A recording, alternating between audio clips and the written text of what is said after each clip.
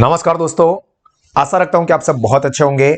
My self Bhavin sir from Sahas institute of commerce, your own personalise high tech and digital classes for 11th 12th commerce, FI SY TY BCom CA and CS all level.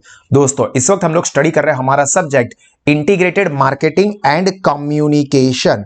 और इस subject के आज के session के अंदर हम लोग brief में समझने वाले हैं ये IMC यानी कि इंटीग्रेटेड मार्केटिंग एंड कम्युनिकेशन। इस कॉन्सेप्ट को हमें ब्रीफ में डिस्कस करना है। तो आप सब लोग अपने साथ हमारे साथ स्टडी पैम्पलेट, साथ में पेन पेंसिल हाइलाइटर रखें और मेरे साथ साथ इस टॉपिक को समझ लीजिए।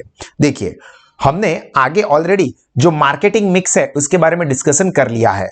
अभी देखो यहां पर क्या कहा है, for many years the promotional function in most companies was dominated by mass media advertising। देखो, बहुत सालों तक क्या चल रहा था, जो प्रमोशनल फंक्शन है मतलब कंपनी के या कंपनी के प्रोडक्ट का या सर्विस का प्रमोशन करना है, तो was dominated मतलब सबसे ज्यादा उसका इस्तेमाल होता था। किसका? Mass media advertising. Mass media advertising का सबसे ज्यादा इस्तेमाल किया जाता था। Companies relied primarily on their advertising agencies. किसके ऊपर डिपेंड रहते थे?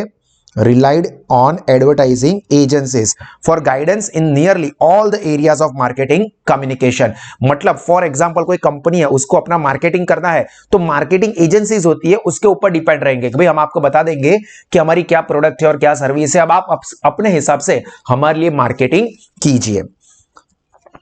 For the guidance in nearly all the areas of marketing and communication। अभी इसमें आगे क्या कहा है, most marketers did use additional promotional and marketing, क्या करते थे? use additional promotional and marketing communication tools, but the sales promotion and direct marketing agencies as well as package design firms were generally viewed as a auxiliary service and often used on a पर project basis.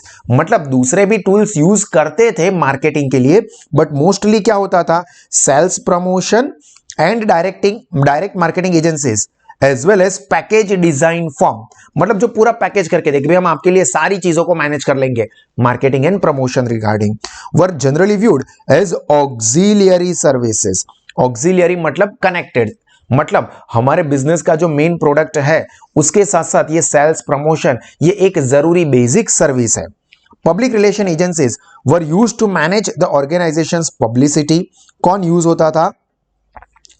देखो, public relation agencies हम लोग कई बार बोलते हैं PR team है इसकी, PR team ऐसा समझो। Were used to manage organizations publicity image and affairs with relevant publics on the ongoing basis but were not viewed as integral participants in the marketing communication process। मतलब कि PR team, PR agency का इस्तेमाल होता था but उसको integral participant नहीं माना जाता था। मतलब मार्केटिंग एंड कम्युनिकेशन का ही एक हिस्सा है, ऐसा पब्लिक रिलेशन एजेंसीज जो है ना उसको नहीं माना जाता था।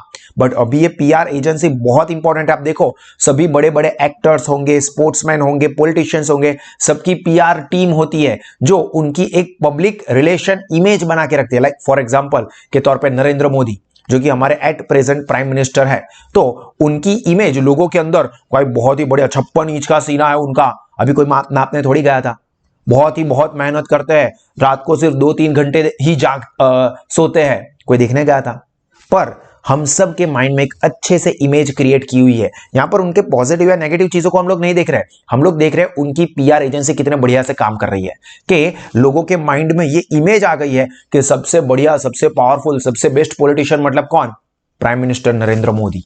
तो ये PR एजेंसीज है जो कि ये काम करती है, लोगों के माइंड में इमेज डेवलप करती है, चाहे वो पर्सन हो, sportsman, politician, actor, business, company, सबकी। Like for example Tata company मतलब ट्रस्ट, टाटा है मतलब ट्रस्ट, भरोसा, आप आंख बंद करके कर सकते हैं। तो ये क्या है, लोगों के माइंड में ये इमेज जनरेट की हुई है।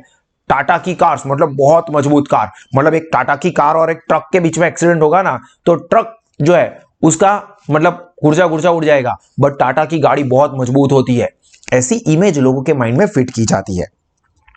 Many marketers build strong barriers around the various marketing and promotional functions and planned and manage them as a separate practices with different budget, different views of the market and different goals and objectives. मतलब जो marketers हैं वो अलग अलग जो marketing and promotional function है उसके अंदर अलग अलग बैरियर्स निकालते हैं कि भाई देखो ये जो मार्केटिंग है उसकी ये लिमिटेशन है, वो यहां तक होगा, इससे बाहर अगर आपको मार्केटिंग करना है तो आपको ये दूसरा मार्केटिंग करना पड़ेगा। इसके लिए बजट डिजाइन करेंगे, लाइक यंगस्टर्स यूथ, उसके लिए मार्केटिंग करना है तो भाई आप इंस्टाग्राम को पकड़ो, फेसबुक को पकड़ो, इसके ऊपर जाओ।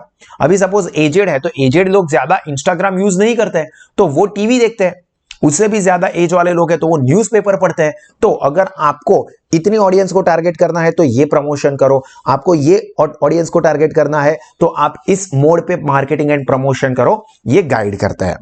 These companies failed to recognize the wide range of marketing and promotional tools must be coordinated to communicate effectively and present the consistent image to target markets। अब यहां पर क्या हुआ कि ये जो कंपनीज होती थी जो कि यहां पर मार्केटिंग एंड कम्युनिकेशन का काम संभालती थी, क्या हुआ, failed to recognise that wide range of marketing and promotional tools. मतलब पहले की बात है कि उनको ये समझ में नहीं आया कि भाई सर सिर्फ न्यूज़पेपर में एडवर्टाइजमेंट दे देना या होर्डिंग लगा देना या रेडियो में एडवर्टाइजमेंट दे देना उतना नहीं चलेगा। बहुत सारे मीडियाज है, बहुत सारे ऑप्शंस है, वो सब रिकॉग्नाइज करने में वो फेल हो गए। जबकि उनको ये समझना था कि ये सबको कोऑर्डिनेट करेंगे तो एक प्रॉपर इंटीग्रेटेड मार्केटिंग कम्युनिकेशन हो सकता है। इंटीग्रेटेड मतलब सारे अलग अलग ऑप्शंस को मिला के एक बहुत ही बेहतरीन तरह का कम्युनिकेशन प्रैक्टिस, ये सिस्टम सेटअप करना, जो कि हमारे सब्जेक्ट का नाम भी है। और वो इसके बाद वाले आगे के सेशन से हम लोग ये इंटीग्रेटेड मार्केटिंग कम्युनिकेशन के बारे में डिटेल में भी समझने वाला है।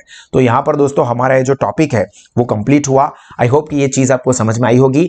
ये टॉपिक और इसके बाद के सभी टॉपिक्स आपको हमारे साहस एप्लीकेशन पे मिलेंगे, तो उसको आप अच्छे से देखना, 2-3 बार देखना ताकि ये सारे कॉन्सेप्ट क्लियर हो जाए।